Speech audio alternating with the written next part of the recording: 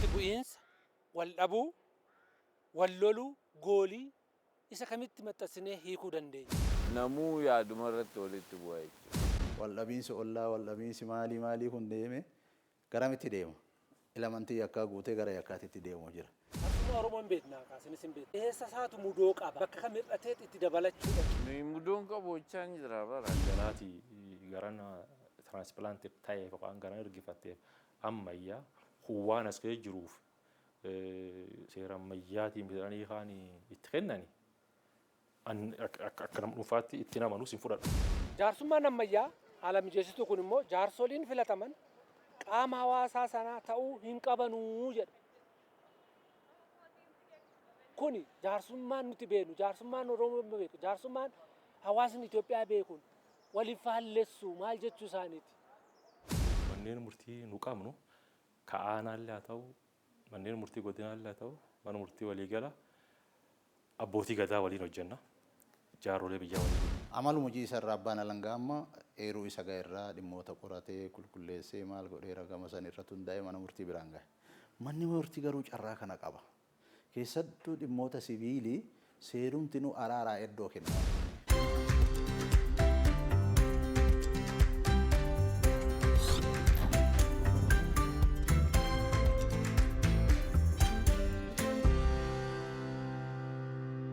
Jaarsummaan teenya maal fakkaata? Jaarsummaan Oromoo maal fakkaatti? Jaarsummaan Afrikaa maal fakkaata? Addunyaa immoo maal fakkaata? Kana irratti naasofna. Gara marii keenya osoo hin ce'in dura isa afaan faranjiiti conflict, disagreement, quarrel, clash. Karaa afaan Oromootiin immoo walitti bu'iinsa, wal dhabuu, wal loluu, goolii isa kamitti maxxansinee hiikuu dandeenya? Wal dhabiinsi yookaan konfiliiktii inni jennuun kunni sammuu nam dhuunfarraa kaa'e. Akkasitti hiikama yaada rimeensaa.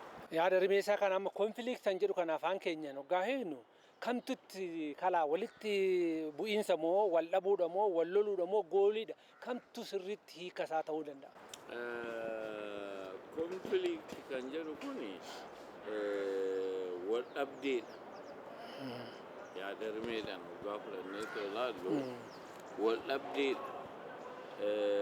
Yaada lamaantu wal dhaba. Wal hubachuu dhabuu jechuudha. Walitti bu'iinsa, wal loluu, goolii mee sadarkaan akkamitti keenya? Dura wal dhabuutu dhufa. Achi erga yaadan irratti wal dubbatanii walii galuu dhabanii gara walitti bu'iinsatti ce'ama. Walitti bu'iinsi sunis yaadarraa jalqaba. Yaadarraa jalqabee ka'eeti gara amma maalitti deema? Gara wal loluu dhaqa. Wal loluu yoo jennu garuu ammas wal loluun sun jechaan gara humnaatti hin ce'u jechuudha. Gara humnaatti gaafa ce'e violence yookaan immoo goolii ta'a. Saniin dura garuu namuu yaaduma irratti walitti bu'a jechuudha. Kanaafuu waan ati kaafte kanarratti social conflict haa jennu maal haa jennu dhimmoota ilamantii yakkaa hin qabaanne garuu gara yakkaatitti jijjiiramuu danda'a. Wantoonni kun yakkatti hin jijjiiramu jechuu hin dandeenyu. Wal dhabiinsi ollaa, wal dhabiinsi maalii kun deeme garamitti deema? Ilamantii yakkaa guutee gara yakkaatitti deemu jira. Garuu jidduu kanatti jaarsi yoo jidduu seene osoo achillee hin geenne nageenyi bu'aa jechuudha. Qaamni mootummaas osoo waliin hin dabban osoo maal hin jenne jaarsummaadhaan dubbimmaan osoo guddattee ol baatee mul'atin qeematti osoo qeem bahin osoo namni hin dadhabin fixuu danda'a. Mee ammallee garuma jecha faranjii kanatti deebisa. Cultural conflict jedhan isaan. Cultural conflict jedhu kana nuti walitti bu'iinsa aadaa moo aadaa walitti bu'iinsa jenneeti hiikna? Walitti bu'iinsa gosa adda addaa qaba. Isaan walitti bu'iinsuma kanaa'u akka aadaatti ilaalu. Isin maal jettan? Aadaan walitti bu'iinsa aadaadha jedhamee fudhatamu. Waan akkasii hiikkoon adda addaa irratti kennamuu danda'a. Aadaa jidduutti waan raawwatame taatee illee sitti mul'atti. Waa fuudhaaf heerumni aadaa jira maal jira garuu bu'uura hawaasummaa qaban wanti kun yoo ilaaltu. Aadaa hoo jennu waan baranne tokko Hawaasa keessatti. Waan barre bartee. Wal fuudhanii wajjin jiraachuun aadaadhaa miti. Wal fuudhanii waliin jiraachuun aadaadhaasi. Kanaafuu isaanii wal dhabiisuu aadaadha jedhu. Fakkeenyaaf jedha. Wal dhabiisuu aadaadha jedha. Fakkeenyaaf jedha. Dhirsaaf niitii wal dhabe. Sabdanuu fi sabxinnaan wal dhabe. Amantiidhaan wal dhaban. Hiyyeessii fi dureessi wal dhabe kun. Kanaafuu isaan maal jedhanii cultural conflict jedhanii lafa kaa'an duraachaati. Amma maal seetan inni amma akkasitti keenyu kun nuyi dureessi fi hiyyeessi hoggaa wal dhabe inni kuni maal jennaani gita adda addaatitu walitti bu'e. Gitni dureeyyii jedhamuu fi gitni hiyyeessa jedhamu gita malee aadaa miti eddee sanatti. Kanaafi fedhiin namootaa sunillee tokko miti. Sooressa ta'uu isaatiif fedhii waloo qaba. Hiyyeessa ta'uu isaatiif immoo fedhii waloo qaba. Fedhii santu walitti bu'a. Fedhii santu walitti bu'a. Fedhiin sun immoo haadhaadha jechuu hin dandeenyu aadaa miti anaaf. Anamma kanatti tolu cultural conflict yoo jennu reelii akkasitti amma akka fakkeenya kana maatiif maatiidhaan ollaadhaan maaliidhaan yoo jenne agamnu cultural yoo jenne nu deemsisa. Garuu social conflict yoo jenne wanta amma akka fakkeenyaatti kaafte kun jiru. Isa kana hiikuuf ammoo maali? Manguddummaa. Manguddoon ammas keessattuu maatii irratti waan jarri lamaan waan keessattuu yoo maatii fudhatte abbaa warraatiif haadha warraa yoo fudhatte waan mana murtiititti safuu Oromoo ta'e hin himanne jaarsa biratti hin himatti. Jaarsa biratti hin himatti. Ani yeroo abbaa murtii ta'e wanti noonni naquun namee jira. Dhaddachummaanuu dhaddacha cufaa godha yeroo baay'ee dhimma maatii. Confidentiality yookiin iccitummaa maatii san eeguudhaaf. Iccitummaa maatii san eeguudhaaf dhaddacha cufaatiin ilaalama. Kan daa'immanii kan dubartii waan akkasii. Maaliifi jaarsa biratti hin himti. Dubartiinis dhuguma jirtu miti abbaan yeroo baay'ee diinagdee qofaa miti wanti abbaa murtii abbaa manaatiif haadha manaa walitti buunu baayoloojikaalii wanti walitti buusu jiraata. Baayoloojikaalii yoo jedhe sii galaan jedhee waa hunda irraa quncifnee yoo dubbanne hin ta'u aadaa qabna safuu qabna.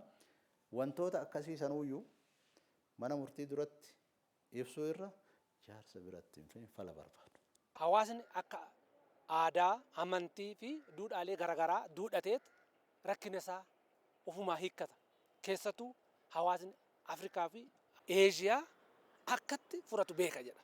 Amma jaarsummaa kana jaarsummaa aadaa fi jaarsummaa ammayyaa yookaan immoo warra lixaa jedhamee bakka lamatti hiramuu yaalameera. Dhaabbanni GIZ jedhamu mana maree federeeshinii fi immiidoo Barliin waliin ta'uudhaan isuma maqaasaa kana bareechuudhaaf jaarsummaa haala mijeessitu jedhanii kokkobuu yaalaniiru. Gaafa waa'ee jaarsummaa kaasnu namoonni lamaan sun yaada walitti bu'insaa sana yookaan fedhii adda addaa irratti walitti bu'uu danda'u. Walii isaanii mari'atanii too hiikkachuu lafa hin dandeenyetti nama haala kana mijeessee walitti fidee dhimma sana hiikuuf barbaadu jechuudha.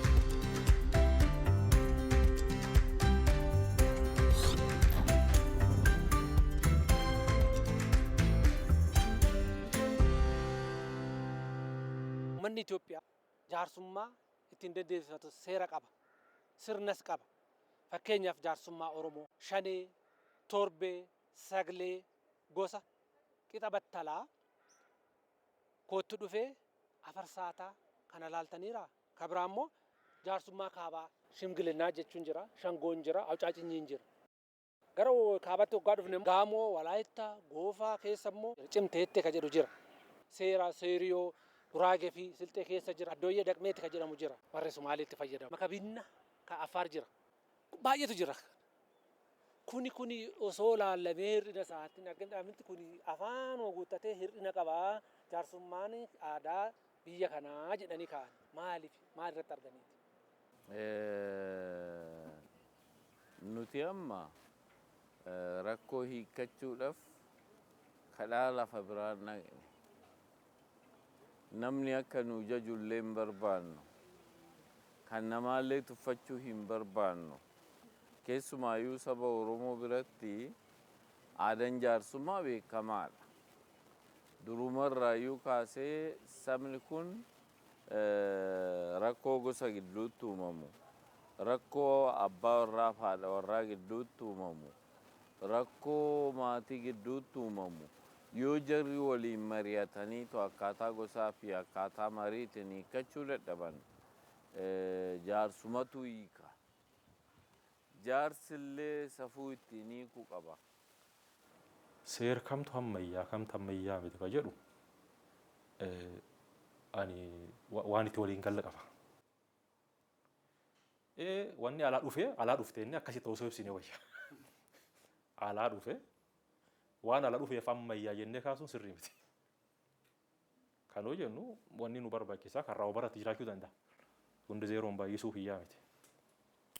Zameer faakti waanum alaa dhufeef waanum seera biyya alaatii garana transplanted ta'eef yookaan garana ergifatteef ammayyaa waan as ka'ee jiruuf seera ammayyaatiin bitanii kaan itti kennani akka nama dhuunfaatti itti namanus hin fudhadhu. Yaada kiyya. Kana jecha nu amma kan namaa qeequudhaa fi ammaaf qeequu sanii fi jalqaba waan bu'uureeffattee aadaa namaa jechoota namoonni itti fayyadaman qeeqtu jiraachuu qaba. Sanillee nu amma waan akkasii waan of harkaan qabnee fi otoo qorannoo fi wantoota adda addaa irratti hin hundaa'in kan nama biraa qeequu hin dandeenyu. Doktor asirratti barreeffame nama biraatti isaantu keenya qeeqe malee qeequu kooti miti. Isaan maal jedhanii hir'ina qaba keessatti kun aadaa kun hir'ina qaba. Kanaan osoo nu hubatin akkamitti hir'ina qaba jedhanii jaarsummaa biyya kana keessa jiru keessa. Akka tubatu qaba namuu. Nu amma maanu qeeqanis hin jennu. Waa hubatanii qeeqan ta'a kassaa yookaan wal bira qabuudhaan kassaanii wajjin wal bira qabatanii qeequu danda'u. Jaarsummaa Oromoon beeknaa kaasinis hin beekne. Eessa isaatu mudoo qaba bakka kam hir'ateet itti dabalachuudha. Nuyi mudoon qabu jechaan jira baraan. Asirratti maal jedha seetan isaanii? Isaan jechuu danda'u hin jedhe. Namtichi Kilaadiyaa Roos jedhamu. GIZ keessa ka hojjetu. Jaarsummaa haala mijeessitu kana leenjisee dhumarratti maal jedhee akaakuuwwan jaarsummaa baadiyyaawwan Itoophiyaa keessatti amaleeffataman jaarsummaa haala mijeessitu yookaan mediation meta model isa Awurooppaatti beekame waliin walitti dabaluudhaan yeroo inni hojiirra oolu arguu fedhiin kiyya guddaadha. Fedhii guddaan qabaa jedhe. Maal jechuu isaati? Fedhiidhuma isaati. Fedhiinsaa maalidhaa? Addunyaan rakkoon ishee mudatu rakkoo wal fakkaatu ta'aa jira waan ta'eef kan biyyoota adda addaas walitti fidanii karaa tokkoon siistema tokko keessa galee otoo deemamee bu'a qabeessa yaada jedhu barreeffamicha irratti waan dhiyeesse natti fakkaata. Seer turaafis sirni seeraa turaa jira. Turaaf bulaan ka bule ka ture. Gartee amma waan biraa bal'isee keessa hin seenu kaadoo amma state formation amma qabnu ta'an akkam biyyitti ijaarran kanaan duraattu waggaa hedduuf bar dheeraaf Oromoon ittiin wal bulchaa ture. Seerri ittiin tumatu, seerri ittiin hiikatu, seerri ittiin raawwachiifatu. Kanaan ture. Kun as ture. Rakkoo nuu furaa jira. Furaallee turee jira. Yoo ammayyummaa ba'eessaa fudhanne kan kana caalaa ba'eessaatu jira jedhee nama nuni. Hiika ammayyummaa ba'eessaa yookaan wayyaa. Kun akka nama gadaa keessaa dhalatee guddate akka nama sirni gadaa keessa dabre tokkotti. In qoratamne adoon beekinu waan tokko hin beeku yoo ta'e beekuu dhabuun cubbuu miti barachuu qabda. Adoon beekinu kaas jiru rakkoo hin furu jettee yookaan adda gongora. Amma wanni kaafuun ka'umsi akkasina fakkaata. Kan yoom qoranne seera keenya yoom qoranne seera sirna gadaa keenya yoom qoranne akka inni itti nam dhuunfaa hariiroo nam dhuunfaa gavarna godhu bulchu yoom qoranne akka inni itti hariiroo guruppii bulchu yoom qoranne akka inni itti individual right protect godhu yoom qoranne akka inni itti group right gartee amma waa'ee right mirga haasaa kuni karaa lamaan haasaa individual right jira mirgi dhuunfaa group right jira mirgi garee jennee kan waan amma kaaf kan gabaabsee tuun kaasuuf yoom hubanne waan keessi isaa jira yoom beenne aduun laalinu kaaniin yoo hammayyaa jechuudha dansaa jechuuf taate kaaniif dansaa jettee kanaan amma jechuun ka'umsirra yoo dogongoraa jechuudha wal bira qabdee yoom laalte bakkeen tokko jaa kaasuute pirinsippiloota yookaan qajeeltowwan seeraa keessaa tokko presumption of innocence yookaan mirga adoo ragaa sirraatti hin dhagaaminu bilis ta'anii lakkaa'amuu waan jedhaa jira. Kana bara Oromoon qaba duraan. Mammaas tokkoon si ibsa mammaasa Oromoo naannoo hiyyaa tokkoon si ibsa. Ijjeechaalleen abbaa waa gaafatteedha. Ijjeechaalleen abbaa waa gaafatteedha.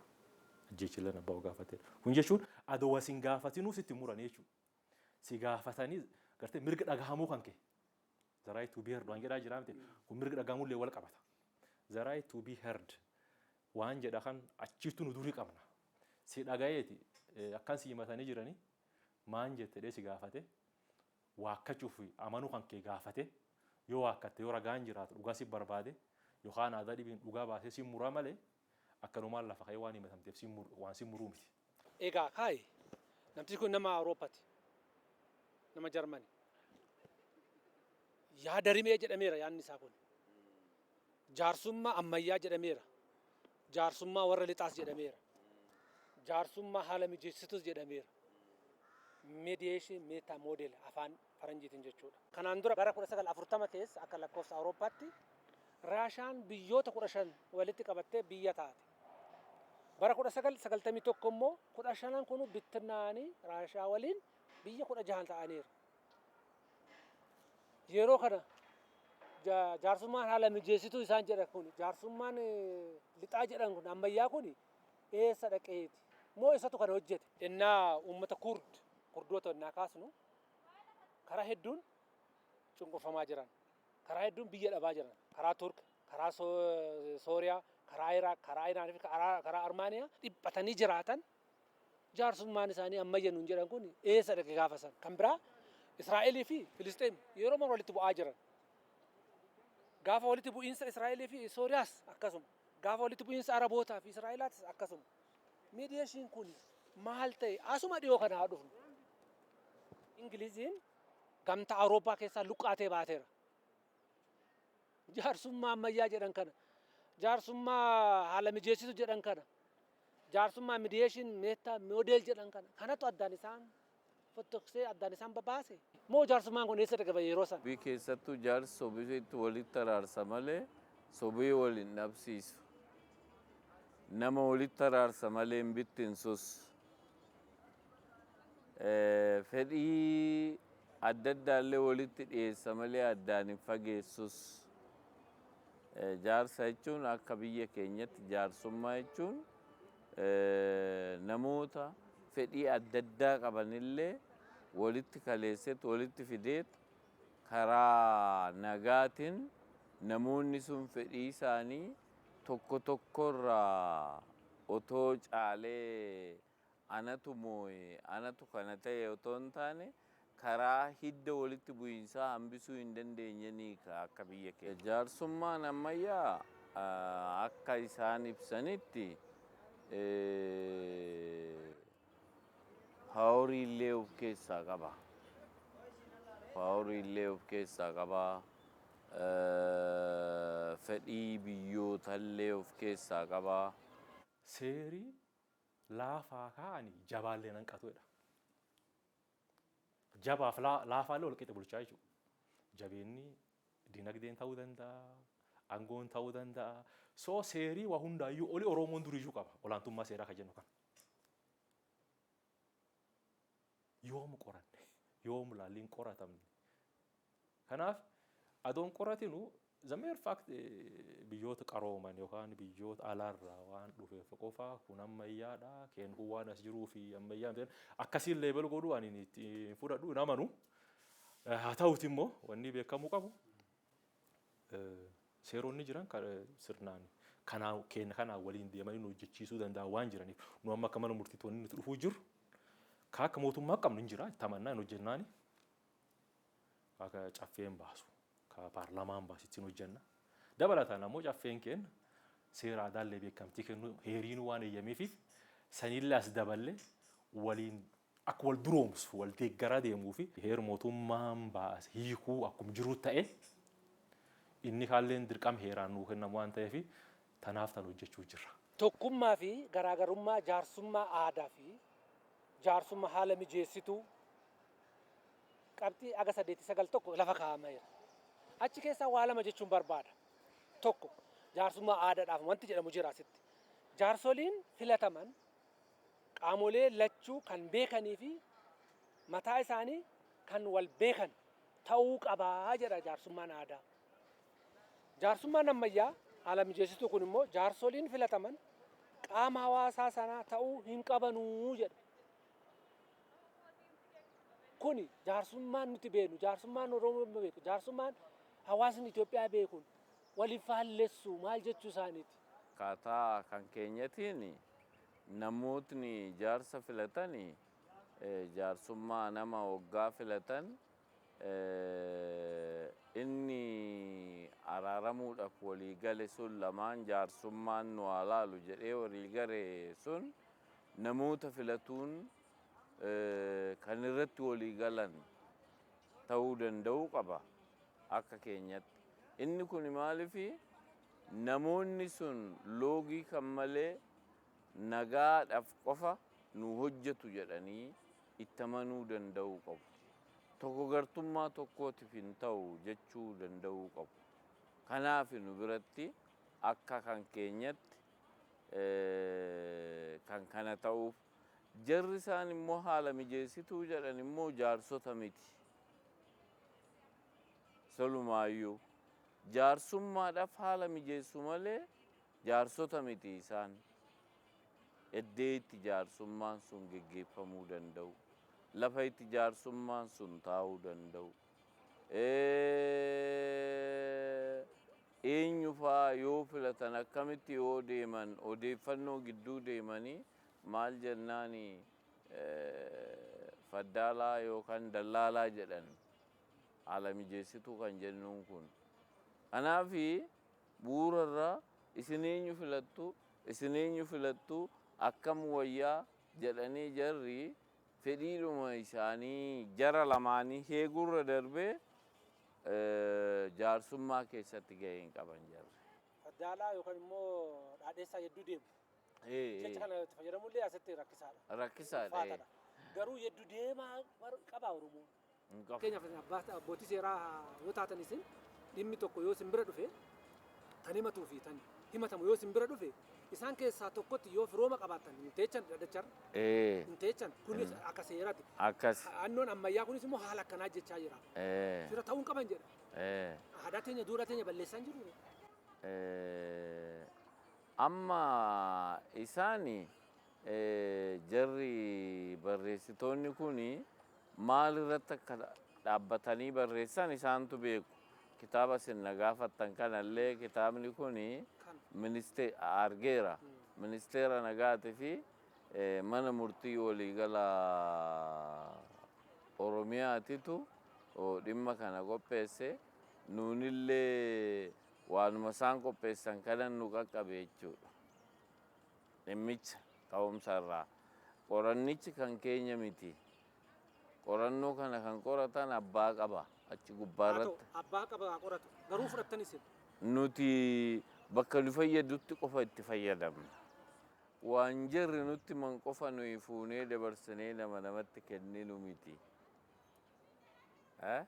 Ogeeyyii gahaa qabna. Mana murtii keessaa ogeeyyii gahaa qabna. Mana biiroolee haqaa keessaa ogeeyyii gahaa qabna. Aadaa fi turizimii keessaa ogeeyyii gahaa qabna. namoota kanaan haala qabatama naannicha jiruun akkaataa kamiin eessatti maal yoo haasofne rakkoo keenya hiikuu dandeenya waan jedhudha. Maal jedhani wanna tola fudhatan gatii hin lolatanii jedhan. Waan tola fudhatan immoo hundumaayyuu hawaasatti geessu miti. Hawaasatti geessu miti. Waan hirraa hawaasichi baratu qofa. Waan nun nu fayyaduu qabu qofa keessaa fudhanna.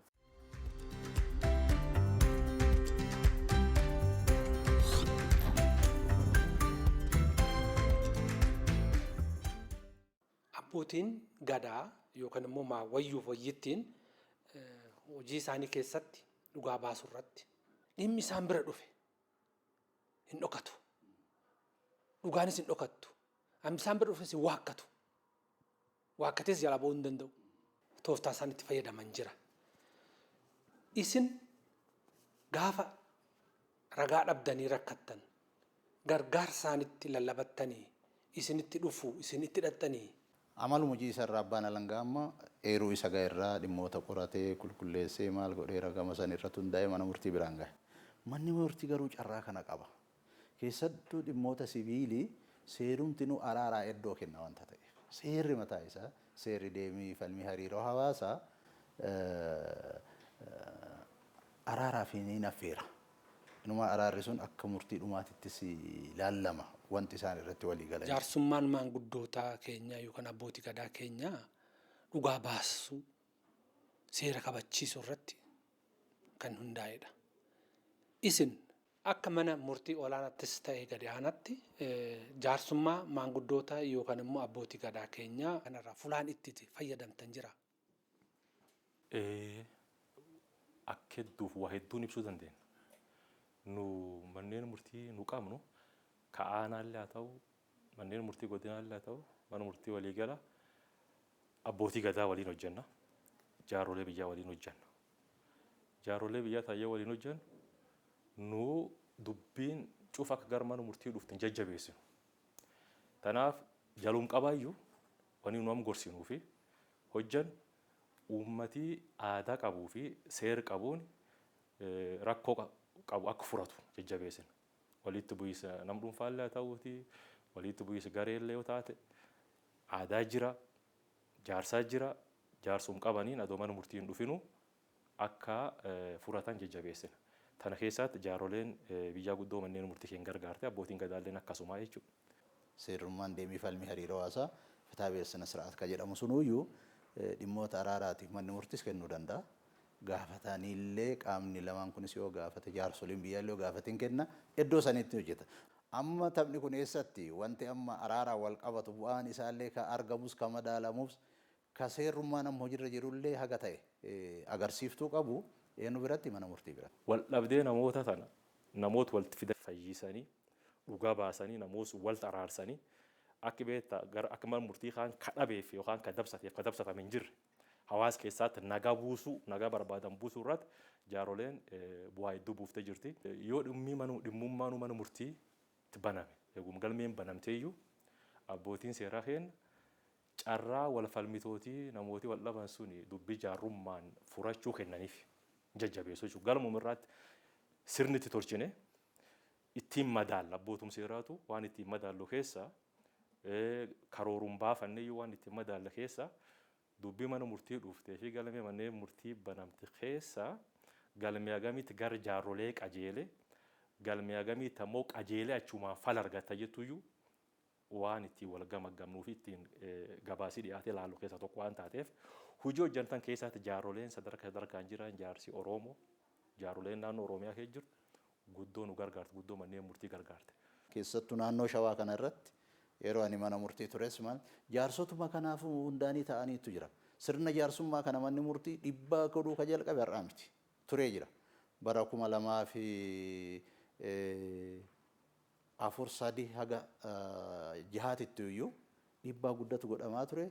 Wanti ta'e wayii diraaftii wayii qorannoo wayii yeroo sanis akka ammaa kana qaamni adda addaa qoratee gara mana murtii aadaatitti ce'uudhaaf seeraan deeggaree seeratti qopheessaa wanti ammam jiru jiru. Maalirraayi? Faayidaa kanarraayi. Faayidaa sila duratti kaase ka jaarsummaan qabu ka hayyittii fi hayyuun dhimma kana keessa galanii ta'u waliin manni murtii rakkate tana dhugaa baasisuu danda'u. San irratti maaltu chaalenjii sun fedhiin qabu namni manni murtii jaarsummaaf dubbii yoo kennu gareen amma dubbiin tun akka itti argamtu uf sodaatu. Baay'ee hin barbaadu wanni kana jaarsummaa kana muuxannoo qaburraa. Gareen dhugaa barbaaddu garuu abbaa feetanii naa kennaa jedha. Jaarsuma dhugaa haa ta'u malee. Abbootii gadaa yookaan maanguddoota jaarrolee keenya wanti isin gargaartan yookaan isaan isin gargaaran jira. Manni murtii haqa tajaajila akka kennuuf dhaabate gaheen isaa kana mandeetiin isaa. Haqi ammoo hubannoo ka'umsi kenna. Haqi mana murtii qofaan hin kennamudha. Haqi mana murtii qofaan hin kennamu. Jaarroleen haqa kennitu, jaarroleen dhugaa murtu, ta'uu dhabdee namaa furtu achi jira waan ta'eef dhimmoota gara jaarrolee yoo qajeelchinu dhimmi mana murtii irraa hir'ata jechuudha. Dhimma mana murtii irraa hir'isuu irraatti, hojii mana murtii irraa salphisuu irraatti bu'aa tokko. Lammaffaa manni murtii wanni inni haqa kennuuf wanni inni dhaabatee haqa kennu jechuun gaafa haqa kennite nagaaf tasgabbiitti uumamaa jechuudha. Muraaf murtiin jaarrolee tuni muraaf murtiin gadaa yookaan caasaa gadaatiin muramtu tuni nagaaf tasgabbii hawaasa keessaatti uumti kaayoo manni murtii dhaabateef gargaarti jechuudha. So karaa kanaan waa hedduu kaasuu dandeenya. Waa hedduu waliin hojjechaa jirra. Isin warri abbaa langaatii fi abukaatoon wal bira dhaabattanii dhimma tokko qabattanii mana murtii jirtan. Al tokko tokko abbaa langaa birattis abukaatoo birattis dhimma kana mo'atanii ani injifadhee an jedhu miira akkasiitiin wal maddii dhaabbatanii seera fuuldura dhaabbatanii wal morman jira. Abbootii keenyatti yoo dhufne miira akkanaan qaban isaan. Nan injifadhaadhaafii miti ka deeman. Miidhuudhaafii miti ka deeman. Dubbii akkanaa kana gara dhugaa baasutti fiduudhaaf wanti isin gootan maali? Waan lama wanti abukaatoon qabatu bilisa baasuu qofaaf miinifti keessattuu abukaatoon. Akkasittis fudhatamu qaba haqa baasuudha dubbiin. Abukaatoonis haqa baasuu abbaan alangaatis haqa baasuudha. Haqa kana eenyuun qabatanii baasan ragaa qabatanii baasan lamaan ofii isaaniitii miti. Ka himatus namni eebaluu jedhamu kun yakka kana raawwatee jira. Ragaa kana yakka kana raawwachuu isaatiin ragaan namaa kana ragaan barreeffamaa kana jedhee qabatee dhiyaata. Amansiisa jechuun bara amma gaafa himata dhiyeessu yakka kun raawwachuu isaa ragaan ana harkaa qabu kun na amansiisee jira. Shakkamaan kun yakka kana raawwachuu isaatiin shakkamee jira. Kanaaf ragaan kana jedhee ragaa barreeffamaa ta'uu danda'a, ragaa namaa ta'uu danda'a. Isa kana qabatee amma maarree itti mirkaneessa gaafa jedhu namichi kun ragaa kanaan itti mirkaneesse seeraan akka itti gaafatamu taasisa gaafa jedhu maal jechuudha immoo yaaddaadha akkuma jettan waan biraan qabu. Immoo yaaddaan dhuunfaan osoo hin taane namni kun akka seeraan itti gaafatamuu qabu. Badii kana ammoo raawwachuu isaa yookiin yakka ittiin shakkame kana raawwachuu isaatiif ragaa kana qabaa ragaa kanaan mirkaneesse itti gaafatamaa taasisaadha. Haqaaf jechuudha. Abukaatolleen kanuma dhufa inni kunis nama kana jala baasuuf amma dubbiin as jirti. Kunis ragaa qaba ragaa kanaanii kunis ammoo garanaan ragaa itti isaallee qaba nama kana bilisa baasaadha. Dubbiin eenyu amma abbaa seeraati jidduu kanatti gareen kubbaa lamaan dirree tokko irratti yoo olgaan lamaanuu mo'achuuf galu. Garuu akka namni si walitti illee hin buune akka daangaa seeraa sanis hin dabarre eenyu namni jidduu kanarratti garee lamaan kana eegu abbaa murtii kubbaa san taphachiisu garee san taphachiisu garee lamaanuu mo'achuuf deemu. Kamuu akka mo'atamu hin barbaadu. Lamaanuu mo'achuu barbaadu. Garuu tokko mo'achuun isaan oolu. Tapha isaa gaarii taphatee ta'uu danda'a, humni isaa gaarii ta'uu danda'a. Abbaan seeraa garuu is jidduu kana taa'ee seera san kabajeet osoo faawulii jedhamu san yookiin badii san irra raawwatiin gareen kun taphatee galchii gala mo'atee jira. Garuu maali? Dubbiin yoo ifasii taate seera kabajeeti. Seera kubbaa san kabajeetii mire achi keessatti asitti illee sanuma seerri keessattuu adeemsa falmii keessatti waan guddaa roolii guddaa haga seera eeguutti abbaa langaattu qaba.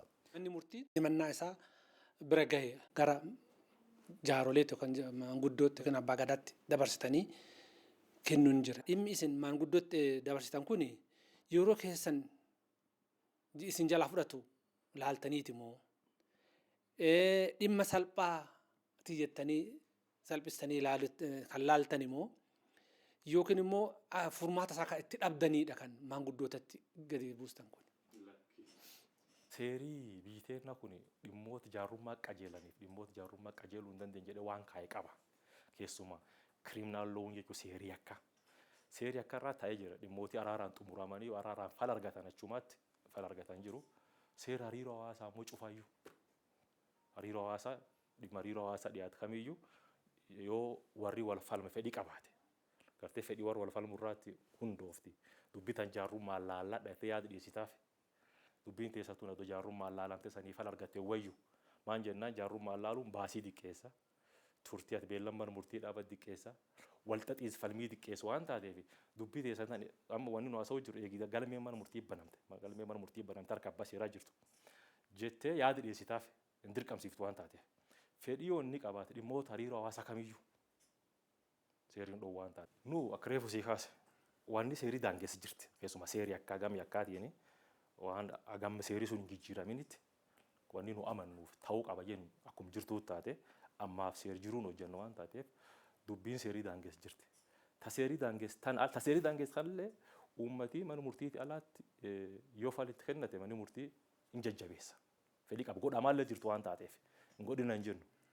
Walta fayyifti gartee nama walta araarsiti wanni barbaadamu nagaaf tasgabbii uumuu waan taateef nu dhimmootuun kamuu waan seerii daangeessa kana ala dhimmi mana murtii dhufu cufaayyuu opshinii jaarsaan yookaan filannoo jaarsaan fala argachuu akka horatu tattaaffanna. Dhimmi salphaa waan ta'eef achi adeemu hin jennu dhimmi ulfaataa waan ta'eef achi adeemu hin jennu yeroollee wal qabatee ittiin rakkannu nu daangaa tajaajila itti kenninu qabna. Daangaa kan keessatti abbaan seeraa beellama kenne haganaati jaarrummaan laallaa dhaakootta jedhee carraa kennaaf. Seerii kee dhimmoota hariiroo hawaasaan dhowwu waan taateef dhimmoota hariiroo hawaasaa akkuma siin jedhu maara cufaayyuu jechuu dandeetta. Dhimmooti akka seerii daangessu ala ka seerii daangessullee uummatii mana murtiitti alaatti nama wal taraarsaa jira. Bootiin gadaa rakkoo uummata furaa jirti. Reefu siin jedhe caasaan amma akka mootummaa qabnu kun sirni gadaa keessa jiru waan taateef manni murtii nu akka mootummaa qabnu kun gadaallee keessa jiru waan taateef furachaa jiru nu gaafii tantee deebi'uu fi dhimmootii nu filannee kun jaarsummaa maali jennu jiru. Garuu daangaan seerii kan akkuma jiru ta'ee daangaa keessumas dhimmi seerii akkaatiin wal qabate. Wanti maanguddoo teenya jaarollee teenya jalaa dhokatee ba'u jira. Wanti isaan hin dandeenye jira. Akka amantaa teennaatti hin jiru. Dhugaan jaarollee bir jirti. Dhugaan kee jirti. Ammumaa manni murtii beeka dhimmi laalu ragaa uummata keessa fiddataa miti. Ragaan hawaasa keessa dhufaa miti. Ragaan hawaasa keessa dhufuun isaan bir jiru waan ta'eef rakkoo namaa furuu irratti wanti dadhabaman hin jiru. Abbootiin gadaa yookaan immoo wayyuuf wayyittiin hojii isaanii keessatti dhugaa baasuu irratti wanti isaan itti fayyadaman jira. Tooftaa isaan itti fayyadaman jira. Dhimmi tokko isin biraa haa dhufu. Dhimmi kun kan ragaa barbaachisu. Badiin yookaan immoo yakki dalagameera. Ni beekama. Yakka kana dalagame immoo hin beekamu haa jennu. Ragaa dhabdan. Dhiisuudhaaf yakki mul'ata. Isin gaafa ragaa dhabdanii rakkattan gargaarsaanitti lallabattanii isinitti dhufu isinitti dhattanii. Dur bara afarsaataa wanti jedhamu sun waan salphaami. Afarsaataan amma laafaa dhufee dur poolisii yoo waliin rakkatu yookiin qaamni qoratu yoo naannoo yakki raawwatame san deemetti awucaacinii jedha afaan Amaaraatiin afarsaataadhaan. Irrangaa fuuteellee hin kenniti gosti afarsaataa san keessatti yookiin naannoo sun gosa qofaayyuu miti. Inni sun wanta gaariidha. Garuu baay'ee hojii irra hin jiru yeroo ammaa. Maalinni seera keessatti shakkii qabatamaa ol ta'eetu biyyoon direezeebin daawwatu waan jedhamutu jira afaan faranjiitiin. Yakkan itti gaafatamaa si taasisuuf ragaan isaa sirriitti shakkamaa ta'uu namni sun si amansiisuu qaba. Saayinsii seeraa walii yoo laaltu wanta akkasii si rakkisuu danda'a. Garuu faayidaan isaa guddaadha. Maal achirraa ka'amma akkuma jirutti afarsaataa sanirraa ka'ee osoo hin taane qorataan maal argata? Waa argata. Fincii wayii yookiin waan qorannaaf isaaf taatu wayiin argata. Horiin fa'aa yoo hatame afarsaataan hin galaa beekta. Hattuun hin galchiti. Afarsaataan waan gaariidha. Aadaas makata afarsaataan walitti kakata. Dura afarsaataa sanitti keessatti walitti kakateet san booda dhugaa tana waliin haa barbaannu jedhee barbaada.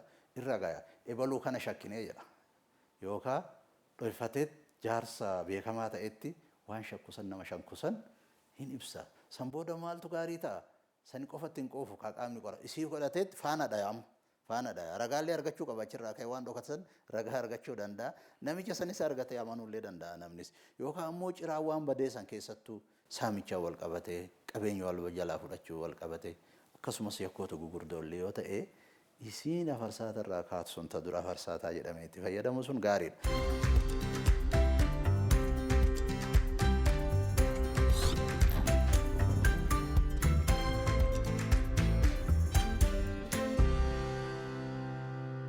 Dhaddachi ammayyaa taa'ee jira. Dhimma qabatee jirutu dhaggeeffatee ragaa dhaggeeffatee murteessa. Murtee yoo murteesse dhimmi gargar galu. Garuu abbootiin gadaa keenya inni adabus inni araarsus. Reefus hin jedhe yuutana. Mani murtii murteessa. Murtii murteessee mana murtii aanaa yoo murteessu homiyoo qabaatu mana murtii olaanaa tolii jeta. Yoo achirraa homii qabaatu hagaa dhaddachi jibbaatama federaalaa deema. Jaarsii akkuma kaafte murtii murteessuu qofaa miti. Murtii muree walta araarsa. Tanaaf reefu sii kaasa jira. Ristoor godhe waan walta fayyisaa jechuudha. Namni tokko wal dhabe jechuun hariiroo isaa cite waan hariiroo isaatti hammaataa miti re hariiroo nam kana kan fayyisa. Guddoon kenna inni araarsu haa ta'uudhaaf miti garaadhaan. Egaa araarse booda kanaafuu waliin nyaatee waliin dhugee waluu fuudha. Faranjiin jettu kana forgive forget isii tana doonaa ibsitani. Walta fayyisu jechuun hin dhiifta.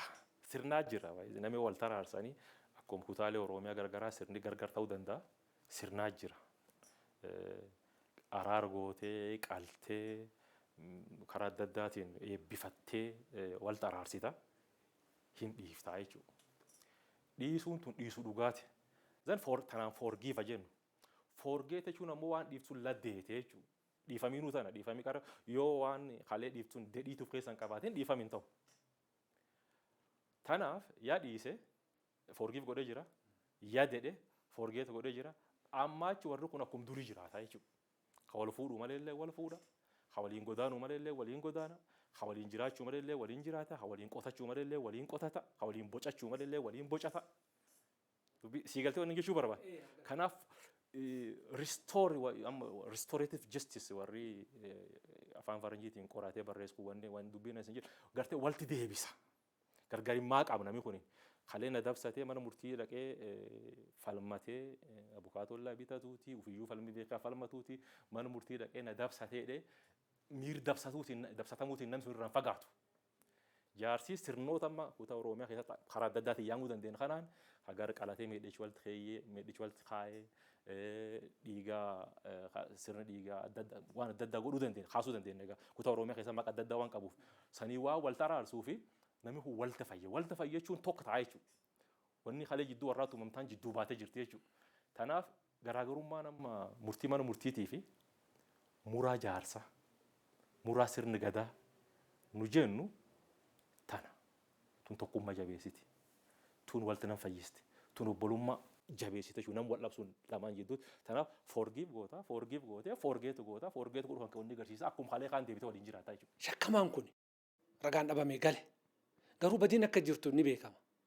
Jaarrolee yookaan immoo abbootii gadaa bira dhaqee aboona furaa jedhaan akkuma isin dura teettan san galte moo hin galte jedhanii gaafatanii eenatti galte jedhee amanee gaafa araar bira dhaqan isin yookaan dhimmi qaamni biraa namtichi kun gaaf duraa ka waakkatee deeme jettanii to'ee ragaa inni achitti maanguddoo biratti kennisan qabattanii deebistanii yakkaan gaafachuu dandeechuu.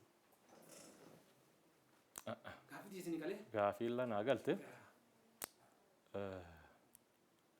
waan akkanaa gammaa wanni nu qunname baay'ee illee hin jirtu. Yoo dhufe hoo? Dabalataan yoo garii maanti jirseeta wantoota amma dubbii jaarooleen buufatte institutionum isaanii dhiifta. Dubbii sirna jaarsaatiin ilaalam sanumaa dhiifta. Waan achiin muramu suni reer baay'ee ani eksperiyaansaa gammaa qabuun nan qunnamne garuu namni sun dhaqee wanni kun karaa amantaa amanuun illee ta'uu danda'a fakkeenyaaf waan kana ani achitti waa kadhu malee dhugaan jirtu tana jedhee waan amanuullee qabaachuu danda'a. Yoo jaarsi furee nama walta fayyise dubbiin faan deemanii achitti akkas jette jedhamuuf jirti jedhee yaadu ammoo yaaduma opinion qabu sii kennu. Jaarsi walta fayyiseenna. Seerri yookaan seerri ragaa itti dhabee booda abbootiin gadaa nama kana baastee adabdee gaafa hawaasattiin maktu duraanuu ragaan dhabeeti malee jedhee abbaan alangaa deebisee akka yakkaatti dhimma namticha kana gaafachuu danda'a. Amma tun araara jennee haa fudhannu. Dhimma yakkaa keessaa baan amma waan kana. Gaafa dhimma yakkaatitti deebifnee yakkaan maal ta'a jenne falmisiisaa ta'uu danda'a. Normaalii manni keessattuu kan manni murtii bilisa godhuufi kan abbaan alangaa sirna deemii falmii adaba yakkaa 42 cufu garaagarummaa qaba. Ragaa irratti hin arganne jedhee cufa malee abbaan alangaa yakka kanarraa wanne jedhee hin cufu. Nama kanarraa. Ragaan argamnaan ka'uu danda'a jechuudha. Ragaa irraa dhabee cufaa jira. Ragaan kun hin himachiisuudha. Ati gaazexeessaan kana gaafataa jirtu silaa isin dhabdanii gaditti yoo araaramanii manoo inni kun rakkoo kana ofitti beekaa yoo araaramee wanta jedhudha. Jaarsatti yoo kennate araarama kun maaliif fudhanna? Yakka ragaan isa gaafachiisu argamaa jiru jaarsota kana ragaa godhe yookiin nama inni dubbii kana itti hime ragaa godha jechuun aadama keessatti illee sirnuma jaarsummaa keessatti reeraksistuudha. Walitti fayyisuuf araarsuuf itti deemuu danda'a. Murtii yakkaa kennuun illee kama mana murtiiti. Seera qabnuuf seera akka biyyaatti ittiin buluu jirru seera akka naannootti ittiin buluu jirru irraa hundoofnee kaafnaa miti jedhe. Seera qabnu dubbiin jaarsii buufate yoo jaarsii buufatachumaan dhumatu jirti. Hamni murtiileen keessa hin galle. Yoo dubbiin akka kaaftuun dubbii akkasii taate dhumatte. Fakkeenyaaf yakkumaa si ofii fuula si diideessuuf crime upon complaint jedhanii yakkooti namni dhufaa iyyachuu qofaan himachiisan yookaan nam gaafachiisan yoo taate yoo jaarrumaan dhumatte jaarrumaan dhumachisu warri lamaanutti walii gale kan himateef kan himatameellee achii dhumatte irra deebanii onni ilaalan hin jirtu. Dubbii ammoo seerii yoo jaarrumaan dhumatteellee achii dhumachuu qabdin jedhin fakkeenyaaf dubbii akka ajjeechaa fa'a. Yakkoota gurguddaa akka saamichaa fa'a hedduu kaasuu dandeenya. Hin dhumatu seerii waan jedheef gaafa tarii yakki yoo taata abbaan gaafida. Gaafa abbaan gaafide ragaa madaaluun mana murtiitii dhiifamte jechuudha. Hin fidin hin jettuun. Ka seerii ammoo yoo dhumata achitti dhumattuudhee jala muree kaa'ee jira. Kan fixamnee waliigaltee warra lamaanii jiraatee tan mirkaneeffattee naan hin dhiifta. Yoo ammoo waan seerii achitti dhiisan jedhin taata ammoo fuutee ragaa madaaltee ilaaluun jiraachuu mala. Wanti isaa wal qabatu haaroof ni jira taana maaliif falmatee mana murteetitti bilisa hin baane namni kun. Shakkamee garuu shakkamuu isaa ragaa quubsaa ittiin qabneedha. Yoo irraa cufu yoo cufu. Manni murtii garuu bilisa yakka kana hin raawwanne ragaan kun hin mirkaneessine yookaan ofirraa ittisa jedheetti bilisa godha manni murtii. Yakki tokko kan balleessaman tokko dalagamee namni shakkamaan tokko qabamee gara seeraa dhufa. Namtichi shakkamii kun yoo waakkate ragaa barbaadu dhattanii namtichi kun waakkate kun yoo ragaan isaa dhabame isin maal gootu? Manni murtii tajaajila mandeetiin isaa tajaajila akka kenna. Heerirteetta jirti heera mootummaa federaalaallee heera mootummaa naannoo Oromiyaallee keewwata 78 achi jiru laaluu dandeenya. Tajaajila kan akka itti kennuus heerii sun kaa'ee jira. Tajaajila kan akka inni kennuun seera irratti hundaa'eedha. Firii dubbii laalee jedha. Ragaa laalee ragaa madaaleedha. Tuni jechuun namni tokko mana murtii dhufee yoo ragaan ittiin dhiyaatiin yoo dhufee ragaan ittiin rageessin yoo inni waan himatameen sun waakkate waan gootuu hin qabdu. Akka mana murtiitti.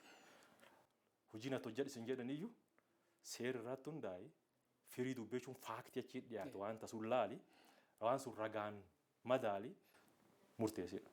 So namni tokko mana murtii dhufee ragaan ittiin jiru taanaan maal hojjetta? Yeroolee biraatti namuma akkana waakkata kanaayyuu akkaataan tooftaa dhugaa ittiin baasan jira. Kutaa Oromiyaa adda addaa keessatti maqaa adda addaa kennuufii dandeenya garuu waluun fakkaataadha. Akkitti amansiisaniin akka dubbiin tun si fakkaatti sitti waan kana godhe yakka kana waakkattu malee si jedhanii fudhachiisanii abbaan sun amanuun in amansiisan in fudhachiisan. Gartee dubbii tokkos yoo namaa buufataniyyuu abboo kan jenne dhageettee fudhattee waan jedhaa jira. Dhageettee fudhattee waa fudhadhee balleessaa qabu yoo inni ayyee waan balleessaan qabdu jedhanii gara gatii gara qaqee gara adabbii deemuun achiin duuba. Kanaaf garaagarummaan amma sirna seera Oromoo sirna seera gadaa Oromoo keessa jiruu fi sirni seera idilee yookaan ka gardhi biyya fudhannee amma akka mootummaa ammayyaatti ittiin bulu kan jidduu jiru tokko kana. Abbootiin gadaa keenya yookaan jaarroleen dhimma isaan bira dhufu tokko dura eebbifatanii achumaan immoo kakachiisaniitti kan itti seenan. Fakkeenyaaf kan himatus kan himatamus kan ragaa ba'uudhaa dhufes hin kakachiisan. Haqa dhugaa jirtu baafachuudhaaf. Manni murtii garuu kan ragaa ba'uudhaa dhufe qofa kakachiisa. Garaagarummaan tana amma beektaa akkasii kaasee ture. Garaagarummaa fixattee? Garaagarummaa amma seeraa jedhama ragaa kakachiisi. Himata kakachiisi himatama kakachiisi seerii waan hin jennee fi namni ragaa rageessuu dhufu tokko jalqaba isaatti kakataa jechuudha. Inni kaan amma garaagarummaan baay'ee dhugaan achii bahuu dandeessu yoo jennuuf keessa tokko namichi himatu yoo kakate waan soobaa inni himadhu dhee kakataa jechuudha jalqaba. So himatiinuu carraan himatii sooba ta'uu xiqqa kakateetu waan jedhuuf. Himatamaallee fakkeenyaaf kakatee dubbii deebii yoo kennu carraan himatsuun waan dhugaa waakkachuu xiqqataa jechuudha. Kanaaf dhugaa baasuu bal'ata. Dabalataan ragaalee yoo dhufin kakata. Tun akka dhugaan ittiin baatu akka seera aadaa jennee fudhannu. Seera ammayyaatti ammoo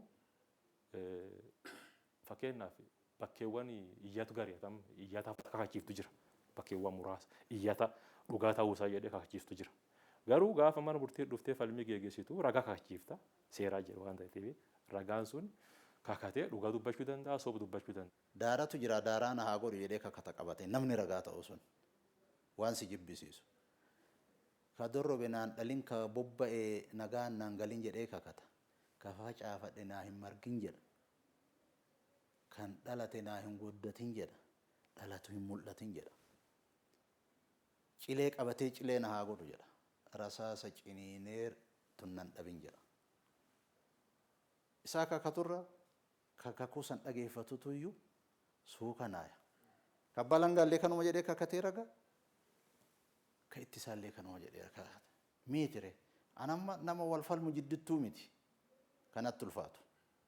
Duudhaa kennaan ala ta'aa jiru manni keenya. Kakuun silaan barbaachiftu. Amma akka amantaatitti kakuun hin ayyamamu kakuun. Yoo ta'ellee dhugaa dubbadhaa seeraanillee dhugaa dubbadhaa dharan dubbadhuudha jechuma kana kan argitu. Dadhabamee ragaan sobaa dadhabameeti daddacharra ta'a daaraan sanyiin naan biqilin jedha sanyiin achirra jira. Cileen achirra jira. Meegaa mooyamuun durattii suni duudhaa Oromoo waliinis akkasi kakatanii ilma duudaa dhalatuun naan guddatin jetta. Teetiin yoo kakatte wayya ilma duudaadhaan kakachuu irra. Sanyiin kakatta sanyiin tiyya hin mul'atin jette. Kanaayyuu bakkatti deebisuu qabna.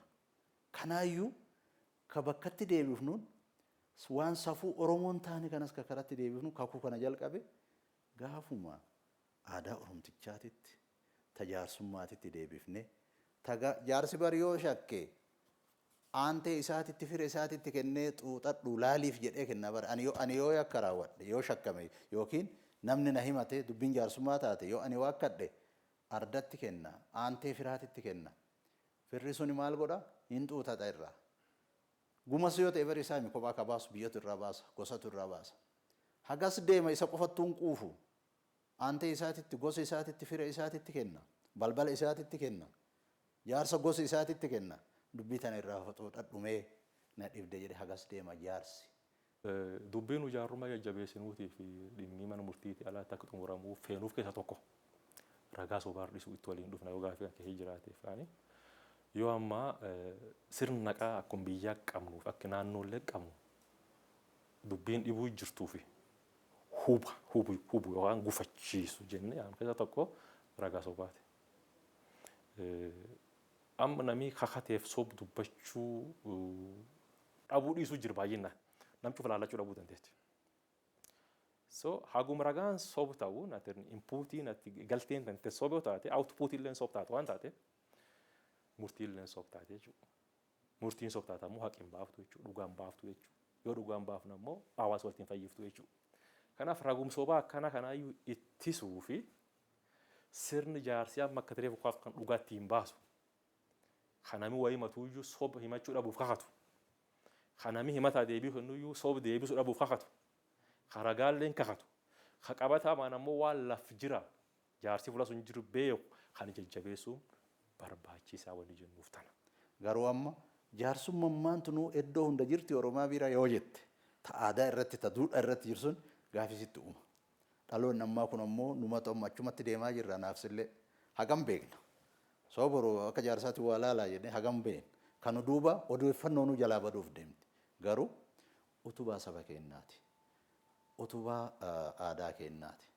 Biyyi tun ammoo Oromoo qofaa miti akkuma biyyaatitti. Sidaamni aadaa mataa isaa qaba. Walaayittaan aadaa mataa isaa qaba. Kan birootis akkasumas aadaa dubbii itti ilaalee akka duratti jenne fayyisa illaan. Manguddoo keenya manguddoo warra sabbataa namoota hedduu tajaajilaa jiran. Oromoon jedhan saba gara biraa Amaara maaliin jedhan gargaaraa jiran. Dubartiin takka harka qalleeyyiidha. ቤት ነበረኝ መጀመሪያ ሲጀምር ሰው ቤት ነበር የምሰራው duraan dursee mana namaan hojjedha qarshii walitti kuufadheen qabaayyuu mana ormaatti ashaaroo ashaaree huccuu miicee buddeen torsheen jiraadha namuma namaan hojii xiqqoo mana qopheessaa magaalaa sabbataatti argadhe harka qalleeyyummaa koo naaf baranii lafa jireenyaa naaf kennan isa gurguradhee kan mana ofirraa qabu bakka bu'ummaa dubartii fira kiyya taateen nan bitadhe. Kaartaa maqaa kiyyatti jijjiirrachuu fi birrii 20 kaffaleera. Yoona akkan moksame bare edaan ishiin maqaa ofitti jijjiirratteetti. Kiyya irratti wal'amne waggaa 6 guutuu marmaareera homaan dhabe. Manuma kiyya keessaa ba'i kan naan jedhu ajajni natti dhufe. Haa ta'u malee ani fayyaallee hin qabu jedheen morme. Amma jaarsummaa abbootii fi haadhotiin naaf ilaalaniin dhugaan argadhe. Manni kiyyas manuma kiyya ta'eera naaf darbeera. በእነሱ በአባቶቼ በእናቶቼ አልፎልኛል። Nitittiin tun maal goote boocheen dhiisne gara maanguddoo yookaan immoo abbootii gadaa Oromiyaa dhatte. Naa argaa dhugaatiyya jettee itti bootte. Jarri kun jara kana waamanii kakachiisanii wanti kun keessan immoo keessanii miti kakadhaa jedhanii kakachiisanii kakachuu dhabanii dhugaan galtee fi nitittiin tun mana ishii argatte. Seerri itti murteesseera. Waa tokko waa lama sin gaafadha qaama. Tokko seerri murteesseera. Seera murtaa'e kana diiguu danda'anii. Lammaffaa tan amma maanguddoon dhugaa argatee niitii kanaa kenneef deebi'ee diigamuu danda'a. Yoo na hubattan. Gaafii keessan hubadhe reefoo waan kana kaafne jirra. Ammas walii galtee warra lamaan irraa hundaa'a. Dubbiin seerri murtaa'e sun seeruma. Yoo eessatti seera jechuun seera mana murtii ammayyaa siin jedhe. Ol deemee haga dhumaa deemee diigame. Amma namni itti murteessifate jira. Kan murtaa'eef jira. Amma keezii hedduu akkana kaasuu dandeenya tokko yookaan hedduu jira keeziin akkana. Warri kun lamaan walii galee lakki karaan duraan deemnu suni nun baafne jaarrummaan deemee dhugaa baafanna jedhee dhugaa baasuu keessatti baay'ee amma akka tanaa kaafteetti namnummaan himatamee deeggaree jechuudha. Deeggaree jechuun dhiyaachuun hanuu laalan jechuun jalqaba fedhii agarsiisuu qabu jechuudha. Fedhii agarsiisanitti walii galanii maaf hin taane warraan walii galu waan ta'eef. Walii galte. Duraalleen dhimma kana kan mana murtii fideen isaan. Yaadii kisii galwan jechuu barba. So still maaltu barbaachisa? Konsentii namoota lamaanii barbaachisa jechuudha. Mana murtii gadaa yookaan mana murtii aadaa kennuu hundaa'uuf kan barbaanneef kana. Filannoo lama kennitaaf nama. Fedhii irraatti hundaa'an malee. Lakki dubbitii harumaadaa kanaan laalladha jedhee namni filate murtii san fudhachuu qaba. Irraa hawwatama. Kanaaf am seeritti godhuu jirra. Jaarrummaan bakka jiru kana akka Oromiyaa achi deemaa jechuudha dubbiin ati kaaftuun. itti walii galanii jennaan lakki sunii mitu ladhiise jedhee abbaan murtaa'eef illee dhiisee achi deemennaan maaf hin taane. Garuu wanni hubatamuu qabu duraanuu mana murtii idilee kanaayyuu namaatti dubbiitti fida. Abbaan itti fixuun achi kaafateenna walta fayyuuf wal dhaquu nama barbaadaa miti. Manguddoon keenya wanni hin dandeenye jira. Jaarsummaan wanni hin dandeenye jira. Hin jiru. Hin jiru. Manguddoon keenya haati siinqee teenna kabaja qabdi. Har'as borus kabaja qabu. Akkuma isin isaan biratti wanti dhokatu jira, wanti hin baane jira, hin baanu wanti jennuuf maalirra dhaabanneeti. Aadaa uummanni keenya irra dhufe. Duudhaa uummata keenyaa san qabannetti isaan biratti ta dhokatte hin baati jennee itti amanna. Anillee daandii sanirra jira. Daandii ganamaa duudhaa ganamaarra jira. Manguddoon keenya wanni jala dhokatu hin jiru. Wanni isaan hin dandeenyes jiru. Yakka akkamiyyuu haa ta'u adabbii qaban isaanis. Akkuma isin duratti abbaa alangaa qabdan abukaatoo hin jiru. Manguddoota keenya bilallee jira. Nama waan isaa dubbachuu hin dandeenyeef jilba qabu. Asii abbaa alangaa jira, abbaa gadaa jira. Fakkeenyaaf amma nama lubbuu baase gumaadhaan ni araarsa. Inni adabas. Adabbiin isaatu waa lama sadiin tokko yakka kan dalage inni adabama. Gosti wajjin inni adabama. Gumaas gosatu baasa. Kana kanaan of bulchaa dhufeera Oromoon. Amma yoo daangaatti goone asii hangasitti manguddoon haa ilaalu kun seerri haa ilaalu jenne kana akkamitti araarsitan seeraan bahuudha deemu kana akkamitti araarsuudhaaf qophaa'eera. Wanti tokko hundi kennaa wanti laaluu qabnutu jira. Heerri mootummaa keenya waan jedhu qaba. Murtiin barmaatileen heera mootummaatiin walitti buukamuu fudhatama hin qabu jedha. Isatti bu'uu hin qabnu. Isatti bu'uu hin qabnu. Maaliif heerri mootummaa namnis bocu namnis qopheessu seera hundaayyuu oli mitiire isas eeggachuu qabda amma.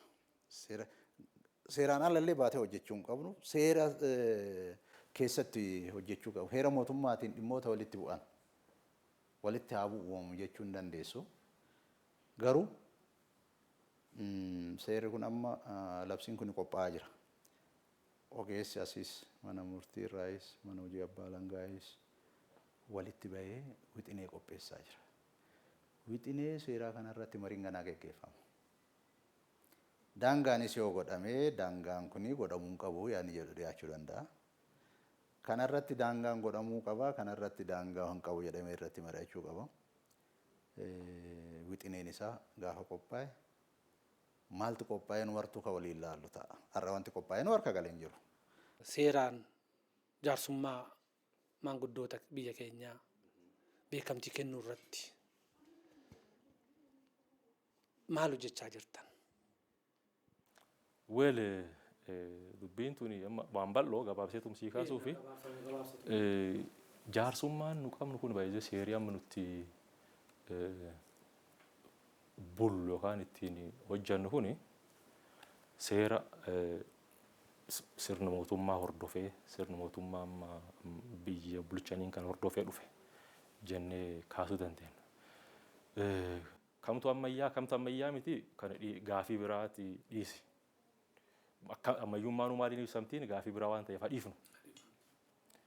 Inuma seerummaan amma akka ittiin buluu jiru kun sirni biyyi tanarraa biqilmoo mitiin isaas gaafii biraati dhiifnuti.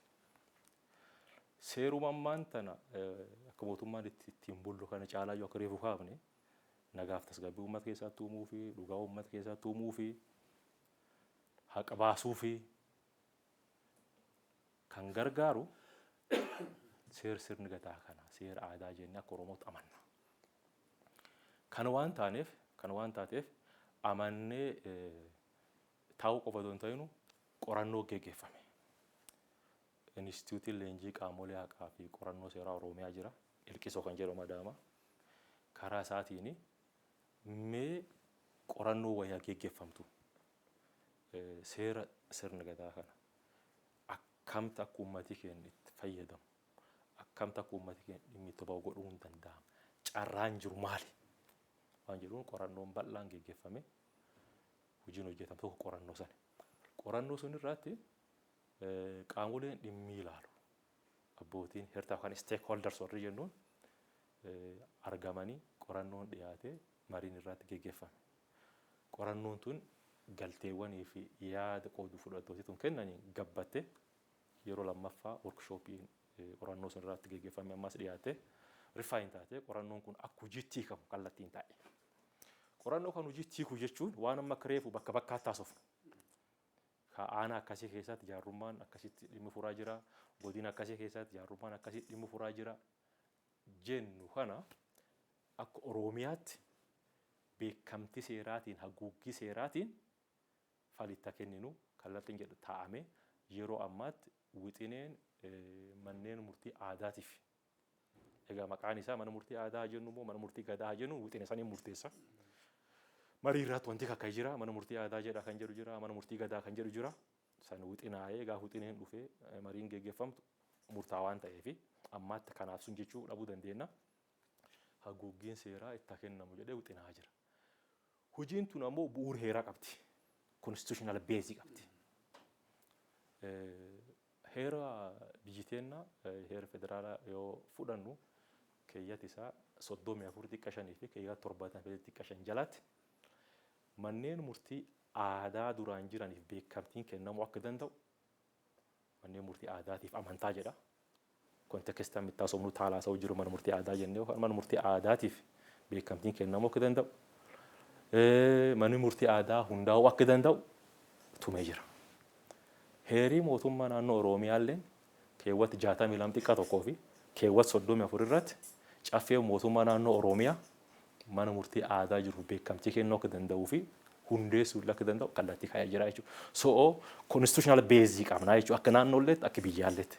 Kan irratti hundoofne wixineen koreen itti dhaabbattee koreen sun manni murtii waliigalaa ekspertii ogeessitti hirmaachisa jira miseensa. Caffee mootummaa naannoo Oromiyaa irraa miseensi jira abbummaan caffee qabate. Instituutii amma reefu jennu kan leenjii qaamolee akka kanarraa miseensi jira. Mana hojii abbaa alangaa waliigalaa irraa miseensi jira. Wixinaa'ee wixineen kun amma manni murtii aadaa caaseffama akkamii qaba? Dhimmoota akkamii ilaaluu danda'a? Aangoo jechuudha jurisdiction. Hariiroo inni mana murtii idilee waliin qabu maal ta'a dhimmoota akka reeffatu kan hunda gaafii tan cufaaf deebii wixinee tanaa kenna. Sadarkaan ammirri jiru wixineessaa jirra. Yeroo adda addaa miidiyaan ibsamaa ture jira. Akka naannoo Oromiyaatti manneen murtii aadaatiif beekamtiin kennamuuf deema. Mana murtii aadaatiif beekamtii kennuu jechuun seera sirna gadaatiif beekamtii kennuu waan taateef gadaa dagaagsa reefu sii kaase. Akka uummatii eenyummaa isaatiin dhimmi isaa furatu yookaan eenyummaa isaa deebii godha. Kanaaf faayidaa tan cufaa fi wixinooftee yookaan seerii bahuu jira. Seerri basuun yoo bahe isteeppii deemuu qaba jechuudha. Public hearingii jira uummatii irraa mari'ata seersuun irratti. Seersuu irratti qaamoleen dhimmi ilaaluun mari'atu. Galtee yookaan yaada jira dhufeen gabbate seer ta'ee ba'a. Dhimmoota amma reefu bakka bakkaatti jennu kan haala Oromiyaa guutuu fakkaatu. Seer suniin beekamtii kenninee hojiitti akka galamuu fi seerri sun ammoo rakkoowwan amma reefu kakkaabnu kan hunda akka falitti kennu kallattiin taa'ee hojjetamaa jira. Egaa ani gara kootiin amma xumura jira wanta fedhee dhaamsa karaa maanguddoota keenyattis karaa seera bahuudha deemu kanattis karaa nageenyattis dhaamsa keessan doonaa dabarsitani. Wantoota amma tajaajila kennu keessatti akka gufuun laallu fi tokkoffaatti adda baafnu keessa tokko ragaa sobaati. Ragaa barreeffamaa ta'uu danda'a, ragaa namaa ta'uu danda'a. Kanaaf ragaa sobaa ittisuu irratti uummata keenya waliin hojjechuu barbaachisaa jechuudha. Manni murtii abbaan seeraa waajjira taa'ee ragaa dhaga'ee murteessa. Haqaaf dhugaa laaf jirtu ammoo hawaasatti yookaan uummatatti waan laaf jira beeka. Kanaaf mana murtii manneen murtii aanaalee isaanii jiran godin isaanii jiran waliin hojjette yaarroleen ta'een abbootiin gadaa ta'een yeroo kamiyyuu caalaa manneen murtii keenya isaaniif bana waan ta'aniif. Manneen murtii keenya isaan waliin hojjechuuf qophii waan ta'aniif. Waliin hojjetanii waliin qindoomanii ragaa sobaa ittisuu irratti haa hojjannuuti. Akkasiin haqa mirkaneessuu dandeenya. Akkasiin jalliin naqaa dhowwuu dandeenya waan ta'eef dhimmoota mana murtiitiin dhufanii wal qabate yoo dabranii iyyuu dhufanii jechuudha. Dhimmi baay'een akka mana murtiin hin dhufne jenna. Achumaatti hafuuratu jenna. Garuu gaafa dabree dhufanii murtiin keessummeessaa dirqama isaallee waan ta'eef kam dhuuf kanaayyuu ragaa dhugaatii fi himata dhugaa qofaan akka murtaa'uu danda'u gargaarsa uummata keenyaaf barbaachisaa jechuudha. Manni murtii kophaa tajaajila kan kennu. Jaaroleen biyyaa, abbootiin gadaa yeroo kamiyyuu caalaa manneen murtii isaanitti dhiyaatanii dhugaaf haqaan uummata waliin akka tajaajilan dhaamsa dabarsina. Inni guddaan marii kanaa duudhaa keenya kakaleessaatitti haa deebinuudha. Duudhaa keenya kan kaleessan kan uummanni keenya waa hundi ittiin hiiku, hawaasummaa ittiin hiiku, diinagdee ittiin hiiku. Babbaraa ta'uunis miidhas keessa jirti. Garuu ammoo bu'uura argataa jira. Tokko barnoonni gadaa kaaliikulamii of danda'een qophaa'ee barattoonni keenya osoo aadaa abbootii isaanii, akaakiyyee isaanii, abaabilee isaanii hin dagatiin barnootaan gabbadaa deema. Ammoo wanti barnootatti galee qorannoo gadi fageenyaatu gaggeeffama. Duubarraa dhufetti seenas ta'ee barnootas ta'ee dhufuu danda'a. Garasitti deebuu kennaaf wanta guddaadha. Gammachuun natti dhagahamu. Maaliif keessattuu barnootni aadaa kennamuun isaa abdii dhaloota boruu ilma Oromoo saba Oromoo ta'eef guddata saayinsatti jijjiiramee bakka guddaa gaya. Kanaaf ammoo tumsa nu gaafata.